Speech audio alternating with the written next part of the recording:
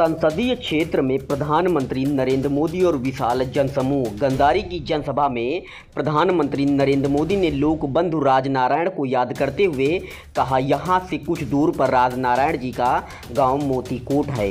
मैं उनकी जन्मभूमि को प्रणाम करता हूं। राजनारायण का जिक्र छेड़ पीएम मोदी ने भारतीय लोकतांत्रिक इतिहास के काले अध्याय की याद दिला दी। इमरजेंसी की वो दौर जब राजनेताओं, मनिंद लोगों, सरकार के खिलाफ लिखने बोलने वालों को जेल में अकारण ही डाल दिया जाता था। लोगों के हकों पर डाका डाला गया और ऐसे दौर में ही राजनारायण ने केंद्र को ललकारा था। अपनी शर्तों और जिद के चलते देश के पीएम से लोहा लिया, राजनीति में टिके भी और लोगों के दिलों में राज भी किया। राजनीति के अखाड़े में इंदिरा गांधी की आंखों में आंखें डालकर चैलेंज करने का हौसला किसी ने दिखाया है तो वो थे लोकबंधु राजनारायण। कानूनी जंग भी जीती और लोकतांत्रिक तरीके से भी धूल चटाई। समाजवादी योद्धा के तौर पर जाने जाते हैं राजनारायण। पूर्वी उत्तर प्रदेश में आज भी लोगों के प्रिय नेताओं में शुमार हैं राजनारायण। इनके नाम कई रिकॉर्ड हैं और कुछ पॉजिटिव तो कुछ उनके राजनीतिक करियर को डिफाइन करते हुए। समाजवादी योद्धा सियासत में हैं नंबर 1।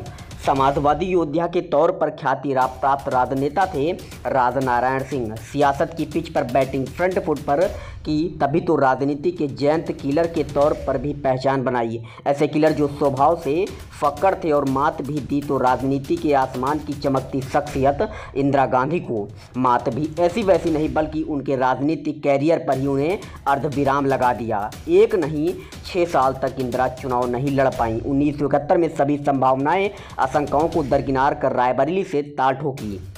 इंदिरा से 1 लाख वोटरों से हारे लेकिन हार मानी नहीं। हाई कोर्ट का दर खटखटाया, न्यायालय ने आपत्ति को सही ठहराया और इंदिरा गांधी की जीत को अवैध ठहराया। लोको बंधु राजनारायण के हक में फैसला गया। बहुत बड़ी जीत थी। नतीजन इंदिरा को 6 वर्ष तक चुनाव लड़ने से रोक दिया गया। चरण सिंह के हनुमान ने इंदिरा को दी थी मात। राजनारायण इस जीत के बाद भी डटे रहे, डिगे रहीं।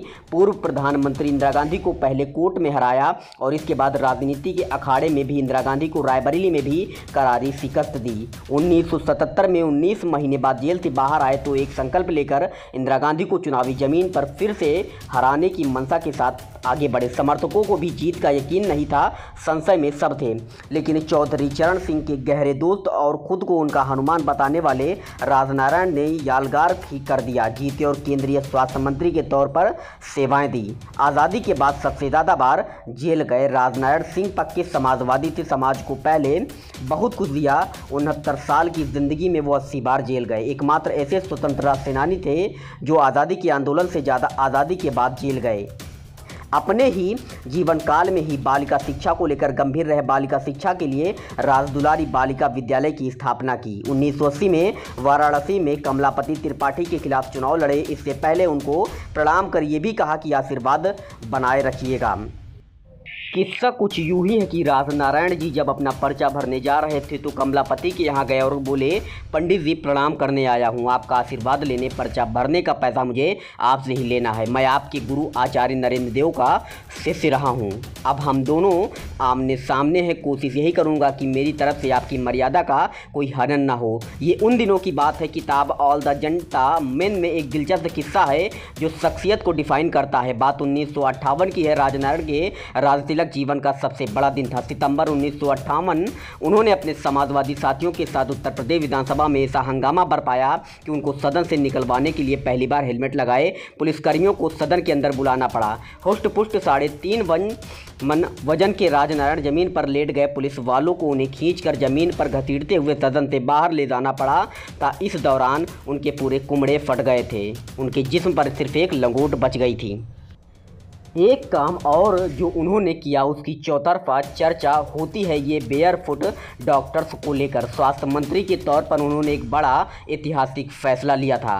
तब झोला छाप डॉक्टर को बेयरफुट डॉक्टर कहा जाता था। उनके लिए उन्होंने बहुत काम किया। उन्होंने स्वास्थ्य सेवाओं को आम लोगों तक पहुंचाने की कोशिश, तब तक ग्रॉस रूट पर असर भी दिखा था।